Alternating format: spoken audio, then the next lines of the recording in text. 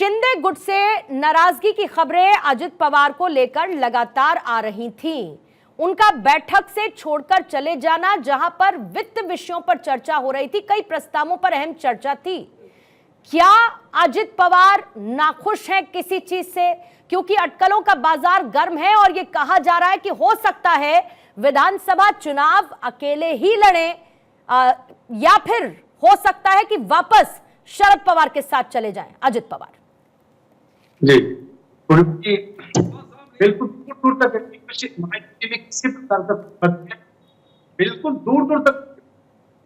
रही बात अचानक छोड़ के चले जाना, उनका एक विशेष करके जाना, पर ये चीज जानकारी ली गई से कुछ हवाएं निकली, कैबिनेट छोड़ के चले गए।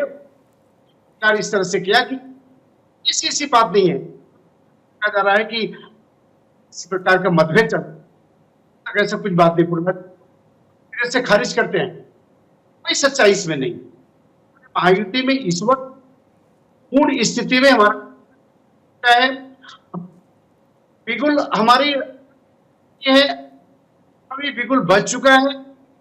दशहरा रैली के बाद गुलाबचंद जी, मैं माफी के साथ आपको रोक रही हूँ सर, आपकी वॉइस में थोड़ा क्लैरिटी नहीं है और मैं मिस आउट नहीं करना चाहती जो आप कह रहे हैं, इसीलिए एक बार फिर से आपको मैं कनेक्ट करूंगी।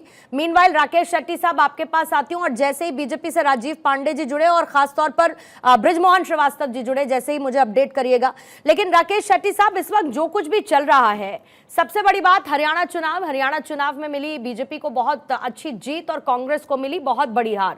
उसके बाद ये कहा जाता रहा कि शायद महाराष्ट्र में आपके लिए भी मुश्किलें ज्यादा बड़ी हों, लेकिन आज की तारीख में उससे ज्यादा बड़ी चर्चा इस बात को होने लगी है, इस बात को लेकर कि क्या महायुति में सब कुछ ठीक नहीं है।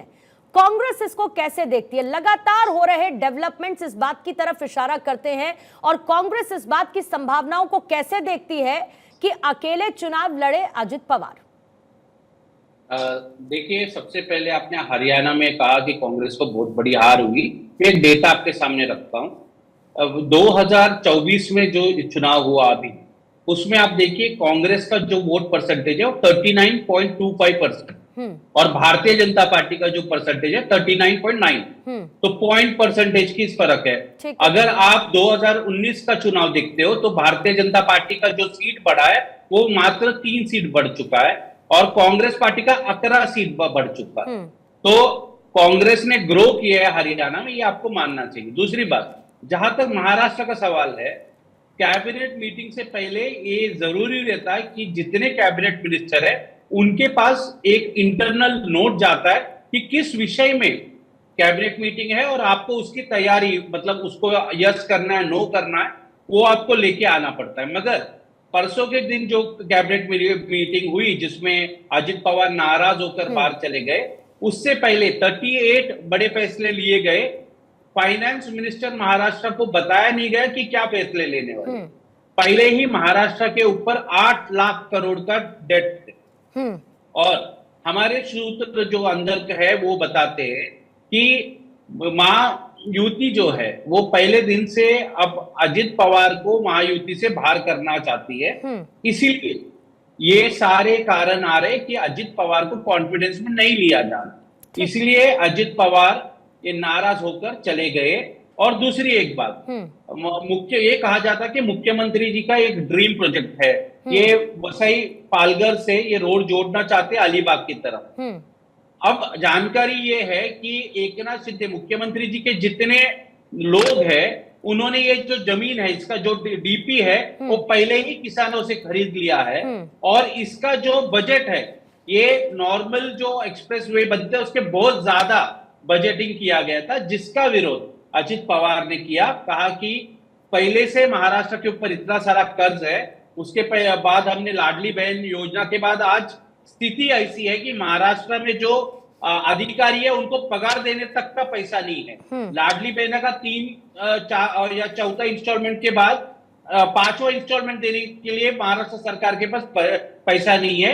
ये सारा विषय होने के बावजूद कल महाराष्ट्र कैबिनेट ने 38 नया योजनाओं का मंजूरी दिया बिना महाराष्ट्र के वित्त मंत्री से पूछे, डायरेक्ट मुख्यमंत्री ने लिया, ठीक है। इसलिए वो चले गए वहां से। ठीक है। राजीव पांडे जी इस वक्त हमारे साथ जुड़ चुके हैं, बीजेपी के प्रवक्ता। राजीव पांडे जी, मेरा बहुत सीधा सवाल है सर आपसे। नमस्कार।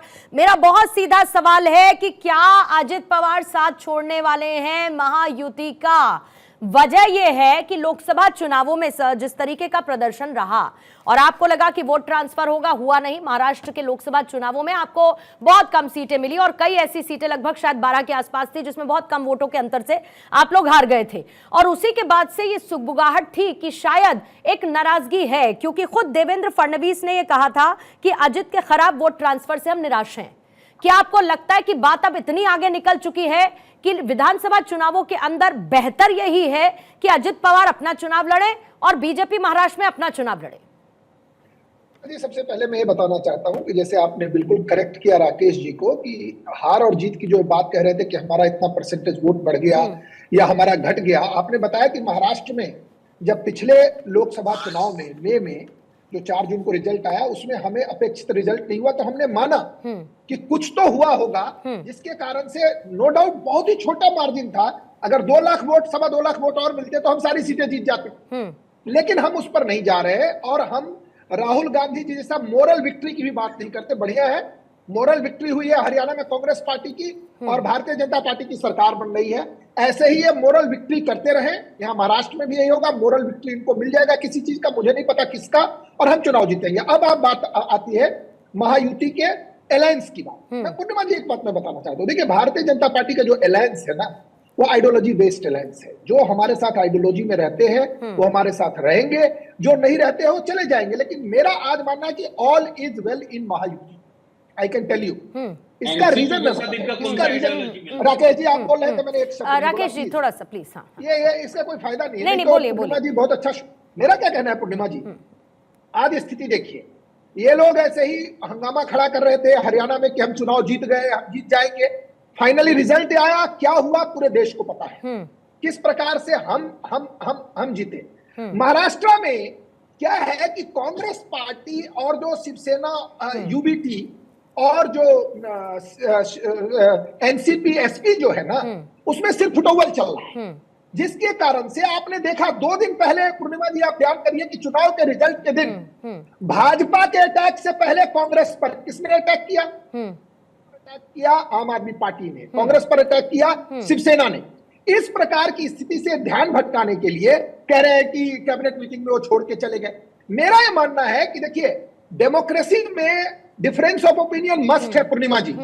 एक व्यू हो सकता है, आज हमारे और भी प्रवक्ता बैठे हैं, शिवसेना शिंदे के प्रवक्ता बैठे हैं, मुझे नहीं लगता है। राजीव जी आपने विचारधारा की क्योंकि बात की, फिर तो अगर विचारधारा की मैं बात करूं तो पूरे शिवसेना की विचारधारा आपके साथ मेल खाती थी, उद्धव ठाकरे की विचारधारा आपसे मेल खाती थी, लेकिन हुआ क्या? आप लोग तो अलग हो गए ना। और जब सर लोकसभा चुनावों का एनालिसिस किया गया तो आप ये समझिए हुआ क्या? हुआ ये कि जो इनको शिवसेना गुट को या ये कह लीजिए अजित पवार को जो मुस्लिम वोट मिलने की उम्मीद थी वो भी नहीं मिली। वजह क्या थी? क्योंकि वो आपके साथ है, उनको तो दोहरी मार पड़ गई ना सर। तो उनको तो सोचने के पास ये मौका है ना कि हम अकेले लड़ लें, इससे अच्छा तो विधानसभा चुनाव। आप सीट देंगे नहीं, सुनिए राजीव पांडे जी, सीटें आप देंगे नहीं, कम सीटों पर आप कहेंगे कि आप एडजस्ट कर लीजिए। फिर नवाब मलिक, जिशान सिद्दीकी जैसे बड़े बड़े नेता, मुस्लिम वोट बैंक वो खिसका, अपने कार्यकर्ता अलग नाराज, असहजता ग्राउंड पर अलग। तो ऐसे में तो बेहतर यही सोचेंगे ना शायद अजित पवार की हम रास्ते अलग कर लेते हैं। पूर्णिमा जी, आप अजित पवार जी को एडवाइस दे सकते हैं, मैं उस पर नहीं हूं, लेकिन आपने एक बहुत सही सवाल किया अपने शो में। आइडियोलॉजी की बात आपने की, शिवसेना, बिल्कुल शिवसेना के साथ हमारी आइडियोलॉजी मिलती है। इसीलिए शिवसेना आइडियोलॉजी को जब उद्धव ठाकरे जी ने कहा कि हम नहीं मानते हैं, तो जनता ने और जो शिवसेना के कैडर है और जो शिवसेना के एमएलए है, जो शिवसेना के एमपी है, उन्होंने शिवसेना यूबीटी के जो चीफ है आज के डेट में माननीय उद्धव ठाकरे जी, उनको कहा कि बाय बाय टाटा, मतलब घर बैठिए। और वो शिवसेना जो रियल शिवसेना है, आज उस शिवसेना को लेकर के एकनाथ शिंदे जी के नेतृत्व में सरकार है। पूर्णिमा जी आप इस बात को समझिए, जो आज एकनाथ शिंदे जी जितने विधायकों के साथ है, उन्होंने किसको हराया था? उन्होंने भ्रष्टाचारी पार्टियों को हराया था, कांग्रेस को हराया था। आज वो हमारे साथ है। अब शिवसेना यूबीटी क्या करना चाहती है, कल मैंने एक स्टेटमेंट देखा, प्रवक्ता जी हाथ उठा रहे हैं बार बार कि हम तो डिप्टी सीएम देंगे किसी अकलियत के लोगों को। आप डिप्टी सीएम के आप सीएम दे दो, हाँ। आप सीएम को बनाओ, हमें क्या दिक्कत है? महाराष्ट्र की जनता आपको 5 सीट नहीं देगी, आप डिक्लेयर करो सीएम कैंडिडेट। ठीक है, देने की बात की है ठीक है। मुसलमानों को। अगर मैं तो कह रहा हूं प्रवक्ता शिवसेना यूबीटी को कि आप अपना चीफ मिनिस्टर कैंडिडेट मुसलमान को दो, कि आप दे दो, ठीक फिर आप 5 सीट पर सिमट जाओगे, आपकी पार्टी ठीक है, बचेगी नहीं। लेकिन शुरुआत, एक लास्ट लाइन, हाँ जल्दी से सर, हाँ पूर्णिमा जी, जल्दी एक लास्ट जल्दी से, हाँ पूर्णिमा जी मैं एक बात कह रहा हूं, जो अलायंस की बात है ना, हमें कैडर बेस्ड पार्टी है, हमारी एक सिस्टम है, हम कोई इंडिविजुअल पारिवारिक पार्टी तो है नहीं। 2-3 पारिवारिक पार्टी है, आप देख रहे हैं कि परिवार इज एवरीथिंग। देश में कांग्रेस है, महाराष्ट्र में शरद पवार जी का एक बड़ा परिवार है, उद्धव ठाकरे जी का, ये परिवारवादियों को रिजेक्ट वहां भी किया गया। आपने हुड्डा जी का हाल देखा है, हुड्डा जी का हाल देखा ना, ये परिवारवादी 5 सीट तक नहीं पहुंच पाएंगे। पूर्णिमा जी इसको नोट करके चलिए ठीक है, इसका जवाब मैं शेट्टी साहब से ले लूंगी, लेकिन फिर भी आप माने या ना माने, लेकिन अजित पवार इस बात को महसूस तो करते होंगे कि सियासी तौर पर उनके हाथ किस तरीके से बंधे हुए हैं। तीसरे नंबर की पोजीशन को लेकर राजीव पांडे जी, तीसरे नंबर की पोजीशन को लेकर अजित पवार को कभी तो लगता होगा कि शायद वो इससे बेहतर स्थिति में होते अगर शरद गुट के साथ होते।